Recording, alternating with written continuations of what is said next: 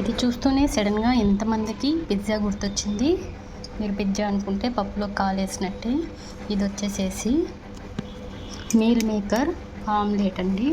First omelette కోసము onions సన్నగా తరుక్కొని అందులో కొంచెం ఉప్పు, పసుపు, కారం వేసి బాగా గిలకొట్టుకున్నాము.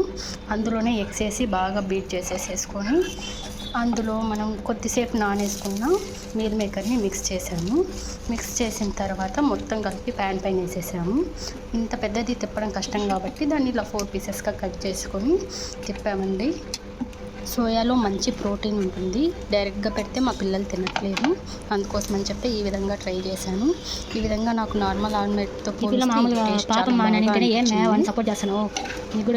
బాగా ఫ్రై అయిన తర్వాత దాన్ని టర్న్ చేసి దానిపైన కొంచెం టమాటో సాస్ కూడా యాడ్ చేశాను.